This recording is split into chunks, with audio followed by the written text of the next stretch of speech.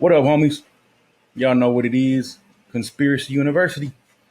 We busting they behinds, busting they butts. I gotta stop the profanity, y'all. But let's get right to it. All right, so I'm very aware and I understand that not everybody has the time to go out there and research and read certain books and look into certain things, crazy hectic world out there. So I got you, right? With that being said, y'all, I'm gonna read this article here for y'all. And I want to play a video afterwards. And I'm not saying that they correlate in any way. I just want to do it. All right. So let's check it out, y'all. Let's read this. This was posted in 2016, by the way. FYI.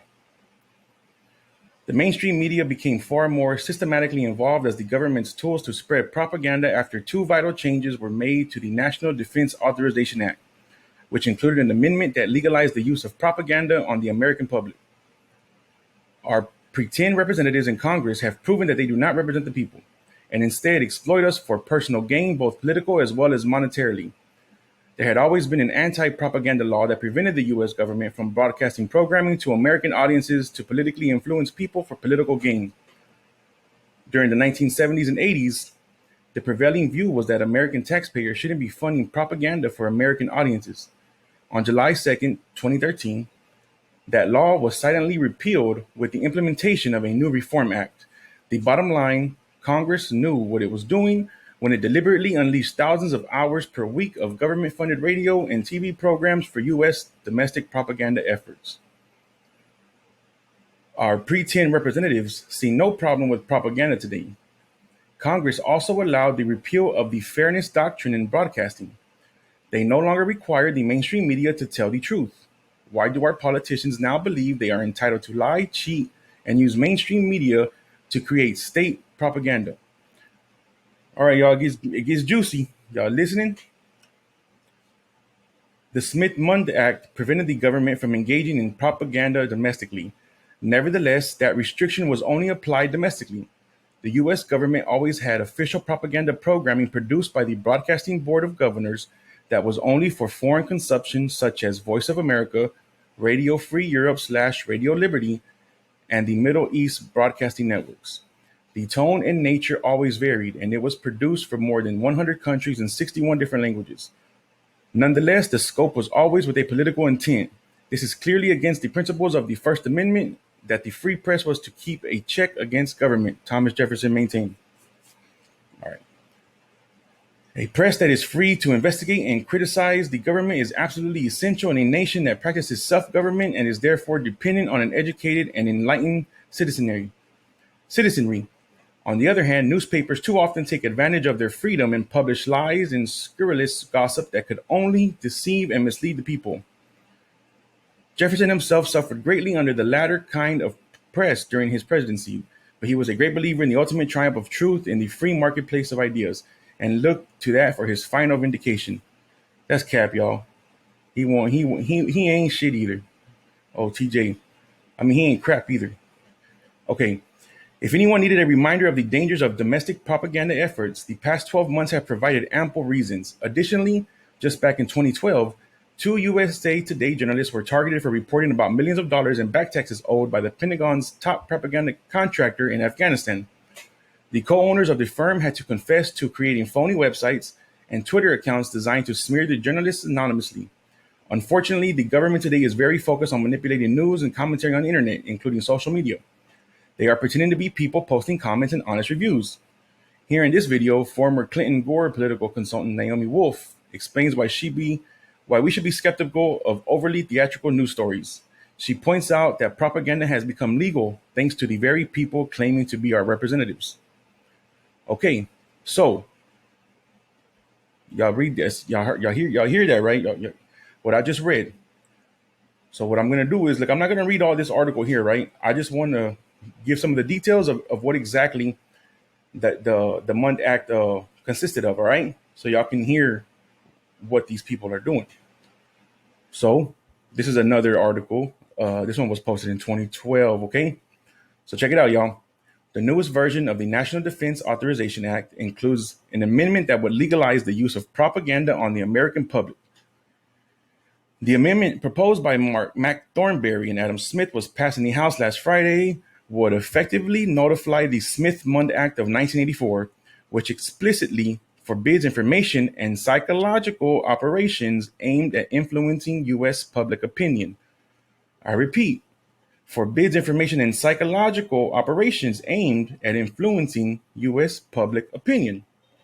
Okay, Thornberry said that the current law ties the hands of America's diplomatic officials, military, and others by inhibiting our ability to effectively communicate in a credible way, according to BuzzFeed. The vote came 2 days after a federal judge ruled that an indefinite detention provision in the annual defense bill was unconstitutional. Lieutenant Colonel Daniel Davis, who released a highly critical report regarding the distortion of truth by senior military officials in Iraq and Afghanistan, dedicated a section of his report to Information Operations, IO, and states that after Desert Storm, the military wanted to transform IO into a core military competency on a par with air, ground, maritime, and special operations.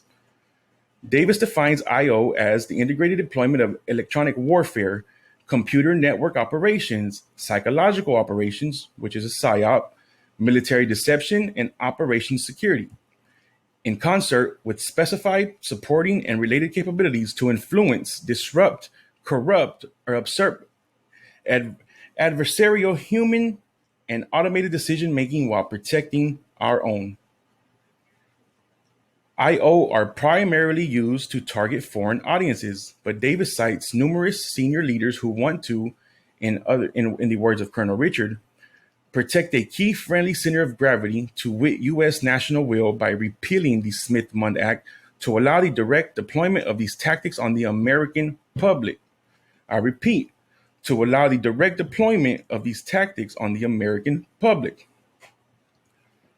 Davis quotes Brigadier General Ralph O. Baker, the Pentagon officer responsible for the Department of Defense's Joint Force Development, who defines IO as activities undertaken to shape the essential narrative of a conflict or situation and thus affect the attitudes and behaviors of the targeted audience, and equates descriptions of combat operations with standard marketing strategies.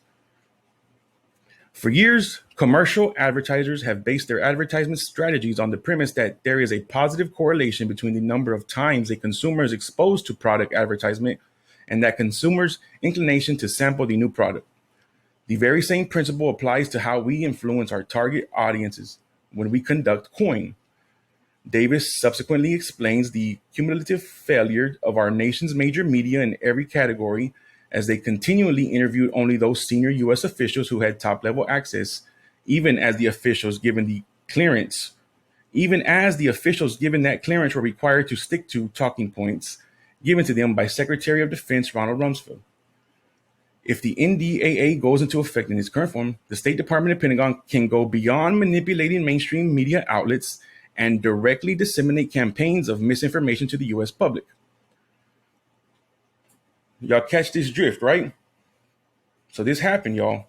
This is a fact. This happened. So like I said, I'm going to play this video right here, right? And look, I'm not saying that this shit's propaganda, all right? I'm not saying it, but I will say you got to watch it with a side eye. You know what I mean? Y'all got to watch this shit with a side eye, y'all. This crap. Y'all got to watch this crap with a side eye. So let's check it out.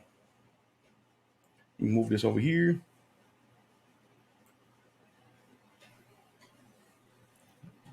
All right, homies. Let's run this, all right? Surge sweeping the country, growing more dire. Hospitals inundated with COVID patients. In Florida, long lines for testing and vaccinations as the state smashes. Look, y'all, I'm going to fast forward a little bit, all right? Because I just want to get to the one part that's happening here in my hometown. And I call cap, but y'all know. Let me fast forward a little bit. Pandemic case records. This will be bad not only for the people of Florida. Stacked to red in this community. In Houston, the CEO of Harris Health System calling it crisis mode in the city where one hospital was forced to turn away Stephanie Lopez's 11-month-old daughter, Ava. It was something that... Y'all see how they do that, right? How they put the babies in there like that? Try to pull on the heartstrings? I wouldn't wish on my worst enemy. Oh, still lying there, so... I was away alone. There was a, like, whenever I got off the car and she wasn't were a month ago. The rise in cases in children prompting New Jersey to reverse course. Governor Phil Murphy announcing the state will require masking in schools. Anyone telling you In the dark days of the Delta variant surge, they say still lies ahead. Rising vaccination rates, a fine to save other lives. All right, Last all right. week in Here goes, y'all. All right. This is the part that I want y'all to pay attention to. I want y'all to watch. Florida, where vaccination rates in many areas remain low, one family remembering 28-year-old Marcus Davis by trying to save other lives. Marcus was unvaccinated when he became infected and died. Outside his wake, his family holding a vaccination clinic. Don't wait too late to get it. Get it now. He didn't have a fighting chance, but you can. And as Florida struggles, other states. All right, homies. Y'all hear this shit? Y'all hear this crap? Y'all hear this crap? So they used his funeral or his wake as a vaccination site. Where they do that at, y'all? Where they do that at? And I live in Houston, right? I'm in Houston, Texas. And I took my mother to the emergency. Well, I picked her up from the emergency room. She got dropped off there a couple of days ago, right? And in and out within an hour. Within an hour, she was out. Took her to drop off her prescription at the little 24-hour pharmacy down the road. Everything was smooth sailing, y'all, right? So I'm not saying that maybe it was that particular hospital. But all I'm saying is, after everything I just read to y'all in those 2 articles, y'all got to keep your eyes open, and y'all got to make sure, y'all, that y'all don't go and jump to put something inside your body that you really don't know what's in it, all right? But once again, y'all, I appreciate all of y'all taking the time out to come over here and watch my videos. Like I always say, y'all keep your eyes open, y'all. Stay safe out there. Peace.